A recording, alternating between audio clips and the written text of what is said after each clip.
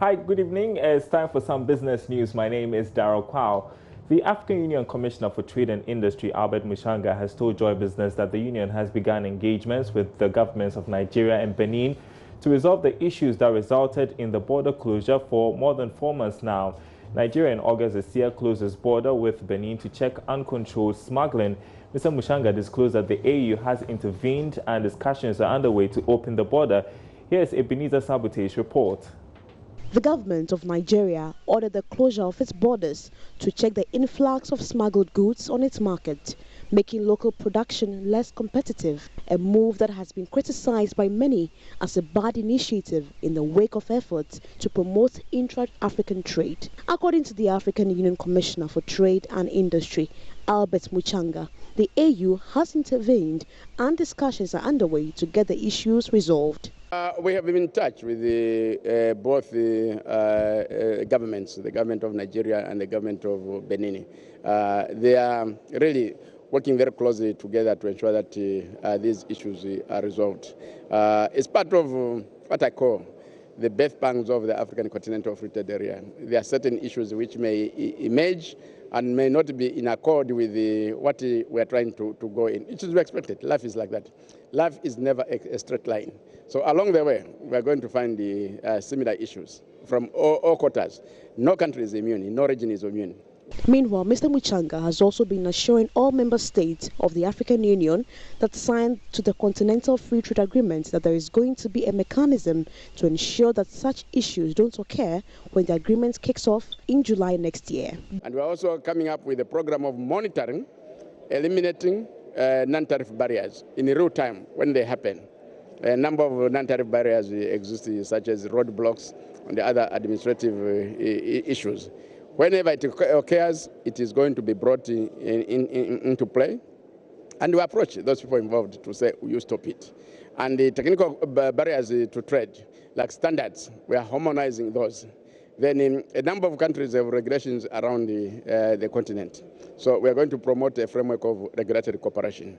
So on that basis, we are creating a foundation for an integrated one Africa market. And when we have achieved that, there will be complete harmony and goods will be able to move freely across the continent. Ghanaian businesses have been heavily affected by the move by the Nigerian government. Now, Country Director of CAS International, Appiah Kusiadomako, is concerned the move by French West African countries to reform the CFA franc and rename it the ECO could stall the progress made in creating a single currency for the sub-region. French West African countries agreed to cut financial links with Paris under the deal. However, the ECO will remain pegged to the euro. But Mr. Kusiadomako says the deal further gives Europeans influence over the region's monetary affairs. I also say that France and Francophone Africa have always been trying to see themselves different from the Anglophone.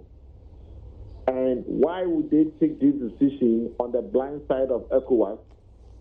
I think it is not the best for the region for them to have taken the lead, but now they are going to tie ECOWAS' hands into joining the ECO. Of course, the name ECO is what the ECOWAS wanted to use. Now that the majority bloc in West Africa have decided to go by the ECO, again, ECOWAS' hands is tied to also join them. But now it is also true that in the past, when we set up the convergence criteria, one or two countries will meet it and others may not meet it. Now, the new rule is that by July next year, whichever country, if it's one single country that has met the criteria, that country will start using the currency and then the others will join. I think that is the way to go.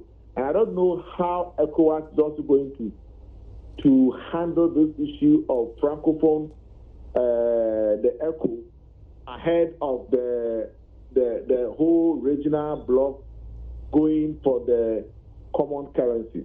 So we wait to see the direction of the ECOWAS bloc on this issue. In other news, the Ghana Civil Aviation Authority, GCAA, has served notice to passengers traveling by air of potential challenges to the smooth operations of airlines, especially domestic ones during the Harmattan season. Sheila Tamaklo has more. The poor visibility conditions arising from the Harmattan period could, in extreme cases, lead to flight delays, diversions and possible cancellations, especially where the air-to-ground visibility is below the GCAA or the airline's prescribed aerodrome operating minima. It is expected that the Harmattan effect will be severe at the Kumasi, Tamale and Wa airports, which are in the northern sector of the Accra Flight Information Region. Yeah, the Harmattan is seasonal. It comes with a lot of dust and very poor visibility for aircraft. And the pilots on final approach who don't want to land blindly, it's risky. You cannot see the runway and you don't know what objects are in the runway.